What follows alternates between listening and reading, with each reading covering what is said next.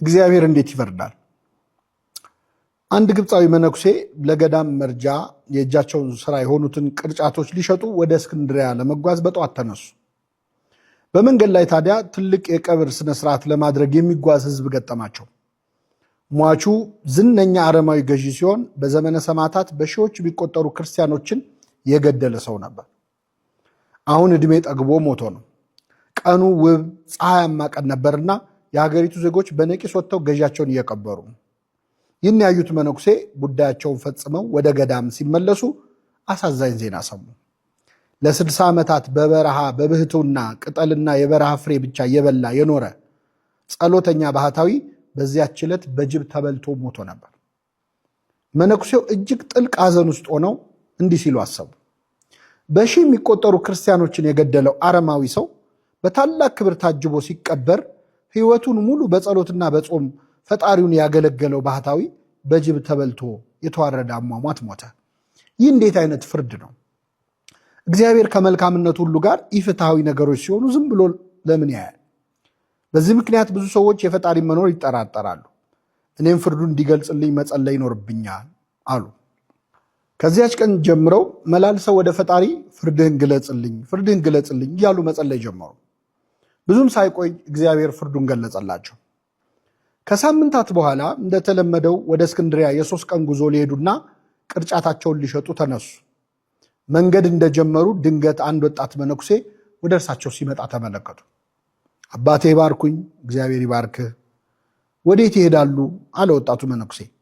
ወደ እስክንድሪያ ቅርጫቴን ልሸጥ እየሄድኩ ነው አሉት። ጥሩ አጋጣሚ ነው አባ፣ እኔም ወደዛ እየሄድኩ ነው አለ በትህትና። ጎሽ አብረን እንጓዛለና አሉ አባ። ወጣቱ መነኩሴ ከእጃቸው ሸክማቸውን ተቀበለ። ጥቂት እንደሄዱ እንዲህ አላቸው። አባ ያው እንደሚያውቁት እንደ መነኮሳት ስርዓት ጉዞ ስንጓዝ በጸሎት ከእግዚአብሔር ጋር መነጋገር ነው ያለብን አይደል አላቸው። ልክ ነው ልጄ አሉት። እንግዲያውስ ለ3 ቀን አብረን ስንጓዝ እስክንድሪያ እስክንደርስ አንዲትም ቃል አንነጋገር። ምናልባት በ3ቱ ቀን ጉዟችን ለማየት የሚከብድ ነገር እንኳን ሳደርግ ቢያዩኝ፣ ላይናገሩኝ፣ ላይፈርዱብኝ የዝምታ ቃል ኪዳኑን ላያፈርሱ ቃል ይግቡልኝ አላቸው። አባ እየተገረሙ እሺ በሕያው አምላክ እምላለሁ ልጄ አንዲትም ቃል አልተነፍስም አሉት። ሁለቱም አባቶች በጠዋት የአርምሞ ጉዟቸውን ጀመሩ። ቀትር ላይ ወደ አንዲት መንደር ደረሱ። ሁለት ወጣቶች እነዚህን መነኮሳት አዩአቸው። ከሁለቱ አንዱ ቅዱሳን አባቶቼ እያለ ወደ እነርሱ ሮጠ። አባቶቼ ፀሐዩ እስኪበርድ ድረስ እባካችሁ እኛ ቤት አረፍ በሉ አላቸው። ፀሐዩዋ እየከረረች ስትመጣ በበረሃማዋ ግብፅ ጉዞ በጠዋትና ማታ እንጂ በቀትር ስለማይታሰብ ጉዟቸውን ማቋረጥ ግድ ሆነባቸው። ስለዚህ ሁለቱ ወጣቶች እነዚህ መነኮሳት በክብር ተቀብለው ከቤታቸው አስገቧቸው፣ እግራቸውን አጠቧቸው። በቤታቸው ከትውልድ ትውልድ ሲተላለፍ የኖረ የከበረ እጅግ ውድ የብር ሳህን ላይ ምግብ አቀረቡላቸው። መነኮሳቱ በዝምታ ተመገቡ። ከዚያ ትንሽ አረፍ የሚሉበት ክፍል ተሰጣቸው። ትንሽ እንደቆዩ ወጣቱ መነኩሴ ቀስ ብሎ ወደ ምግብ ማብሰያው ክፍል ገብቶ የበሉበትን ውድ የብር ሳህን በልብሱ ደብቆ ይዞ መጣና አባን ጠቅሶ ጠራቸው። ተሰናብተው ከወጡ በኋላ አባ በቀሚሱ ውስጥ የተደበቀውን የብር ሳህን ሲያዩ ደነገጡ። መናገር ባይችሉም በልባቸው ግን እንዲህ አሉ። እነዚህ ደግ ወጣቶች በክብር ተቀበሉን፣ እግራችንን አጥበው መገቡን። እውነት ለውለታቸው ምላሹ ውዱን ንብረታቸውን መስረቅ ነው ብለው አዘኑ። ጥቂት እንደቆዩ የመስኖ ውሃ ወደ ተከማቸበት አንድ ድልድይ ደረሱ። ውሃውን ሲሻገሩ ታዲያ ወጣቱ መነኩሴ በብር ሳህኑ ላይ ካማተበበት በኋላ ወደ ወንዙ ወረወረው። አባ ግራ ገባቸው። እንዲህ ብለው አልጎመጎሙ። እንዴት ያለ ነገር ነው? ሳህኑን የሰረቀው ሊወረውረው ነው? እዚያው አይተውላቸው? ዝምታቸውን ሊያፈርሱ አይችሉምና ዝም አሉ። ሲመሽ ወደ አንድ ወጣት ባልና ሚስት ቤት ደረሱ። እንደ ቀኖች ወጣቶች እነዚህም በክብር እግር አጥበው አስተናገዷቸውና ማረፊያ ሰጧቸው። ባልና ሚስቱ የ2 ወር ሕፃን ልጅ ነበራቸው። በጠዋት ሲነሱ ወላጆች ሳይነሱ ወጣቱ መነኩሴ ቀስ ብሎ ሄዶ የተኛውን ሕፃን ገደሉ። አባ ሊያስጥሉ ቢሉም አልቻሉም። እየጎተተ ይዟቸው ወጣ። ጌታ ሆይ ምን አይነት ርጉም ነው! ንጹሕ ሕፃን ገደለው እኮ እያሉባቸው ወረደ። ምንም እንኳን አንጀታቸው በሐዘን ቢኮማተርም በመሃል ላይ የገቡበትን አርምሞ አፍርሰው ከግዝት ላለመግባት አንዲት ቃል አልተናገሩ። በቀጣዩ ቀን ሁለቱ መነኮሳት ወደ አንድ መጠጥ ቤት ደጅ ደረሱ። ጭፈራ ከሩቅ ይሰማል። ሰካራሞች መነኮሳቱን ሲያዩ ቅዱሳን እያሉ ተሳለቁ። በሰካራም አንደበት የሚናገረው ዲያብሎስ ነው ብለው ዝም አሉ። ወጣቱ መነኩሴ ግን ወደ መጠጥ ቤቱ አቅጣጫ በግንባሩ ተደፋና 3 ጊዜ ሰግዶ ተሳለመ። ጥቂት እንደሄዱ አንድ ያረጀ መስቀሉ ከጉልላቱ የተነቀለ በርና መስኮት የሌለው ቤተክርስቲያን አዩ። ወጣቱ መነኩሴ ድንጋዮች ለቀመና አማተበበት፣ ወደ ፈረሰው ቤተ መቅደስ ወረወረው። አባ ይህን ጊዜ መጠጥ ቤቱን ተደፍቶ ተሳለመ፣ ወደ መቅደሱ ድንጋይ ወረወረ ብለው በዝምታ ተንጨረጨሩ። አሁን 3ኛው ቀን ደረሰ። በጠዋቱ ወደ አንድ በሸምበቆ የተሰራ ቤት ደረሱ። እናታቸው የሞተችባቸውና በአጎታቸው እርዳታ ብቻ የሚኖሩ 5 ሕፃናት ተቀምጠው ያለቅሳሉ። አባ በርህራሄ ለሕፃናቱ ምግብ ሰጧቸው። እሳቸው ከሕፃናቱ ጋር ሲነጋገሩ፣ ወጣቱ መነኩሴ ደግሞ የሸምበቆውን ቤት በእሳት እያያያዘ ነበር። ሕፃናቱ ከሚነደው ቤት ሮጠው አመለጡ። ይህን ነፍሰ ገዳይ እስከ መች ታገሰዋለሁ ሲሉ የቆዩት አባ እስክንድርያ ደርሰዋልና በምሬት መናገር ጀመሩ። እስኪ ንገረኝ፣ ከዚህ በኋላ ዝም ልልህ አልችልም። መልስልኝ፣ አንተ ሰው ነህ ወይስ ሰይጣን ነህ? ምን ነው አባ፣ ምን አጠፋው? አለ መነኩሴው። በዚህ 3 ቀን ውስጥ ምን ያላጠፋው ነገር አለ? በበረሃ ክብረው የተቀበሉንን ሰዎች የብር ሳህን ሰርቀ ወንዝ ውስጥ አልጨመርክም? እነርሱም መነኮሳት በቤታችን ተቀብለን ሰርቀውን ሄዱ እያሉ ይሆናል። ይሄን መነኩሴው መለሰ። አባ ትልቅ ነገር እኮ ነው ያደረግኩላቸው።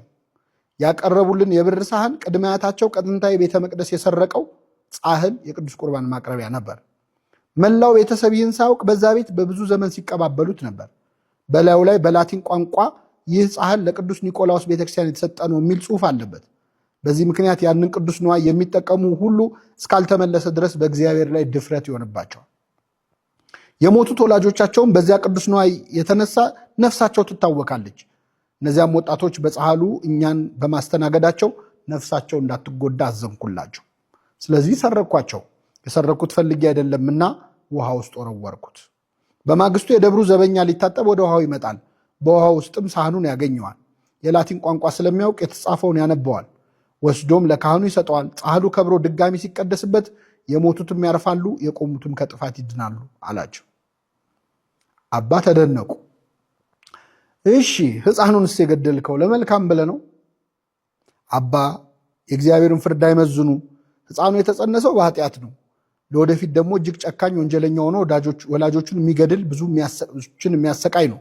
ስለዚህ ልጁን በመግደሌ 3 መልካም ነገር አደረግኩ። ሕፃኑ ከንጽህናው ጋር ወደ ሰማይ እንዲሄድ አረግኩት። ወላጆቹም በልጃቸው እጅ ከመሞት አዳንኳቸው። በዚህ ልጅ ሐዘን ምክንያት ወላጆቹ ልባቸው በመሰበሩ የቀደመ ኃጢአታቸው ይቅር ይባልላቸዋል።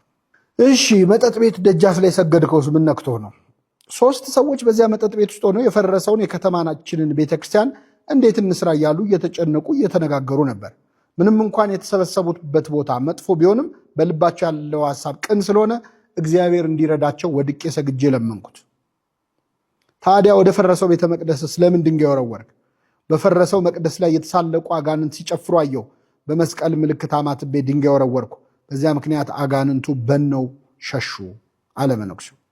አባ ቀጠሉ። የነዛን የሙት ልጅ የሆኑ ሕፃናት ቤት ስለምን አቃጠልክ? እነዚያ ሕፃናት እንደሚያውቁት ወላጆቻቸው ሞተውባቸዋል። የቀራቸው ንብረት ቤቱ ብቻ ነው። ቅድመ አያቶቻቸው የቀበሩት እጅግ ብዙ ሀብት ግን ከዚያ ቤት በታች አለ።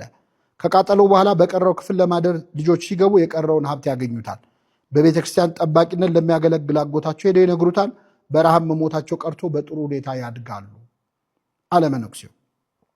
አባ ምንም እንኳን ነገሩ ቢያስደንቃቸውም አንድ ወጣት መነኩሴ ይህን ሁሉ እንዴት ሊያውቅ ይችላል የሚል ጥርጣሬ ያደረባቸውና አንተ ማነህ አሉት። የእኔ ማንነት ይቆይና እርሶ በዚህ ሰሞን መላልሰው ፈጣሪን የጠየቁት ነገር ካለ ይጠይቁኝ፣ ይንገሩኝ አላቸው።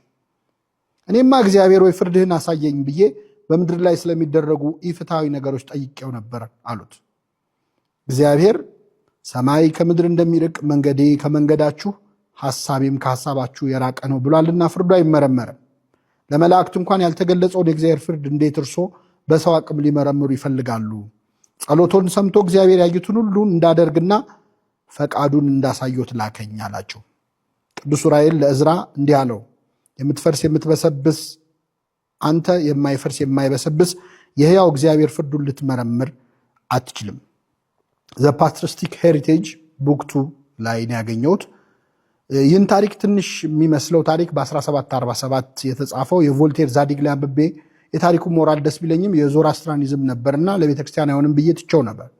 ለካ ይህ ታሪክ አስቀድሞ በመነኮሳት ታሪክ የተመዘገበና በዚህ መልኩ እስከ 4ኛው እስከ 5ኛው ክፍለ ዘመን በወርቃማ የምንኩስና ታሪኮች ውስጥ ተመዝግቦ አገኘሁት። ባየነው በምናየው ሁሉ እንዳሻን የእግዚአብሔርን ፍርድ በምንደመድምበትና በምናብራራበት በዚህ የደፋር ዘመን እንዲህ ያሉ ታሪኮች ልጓም ቢሆኑን በሚል ተርጉሜዋለሁ።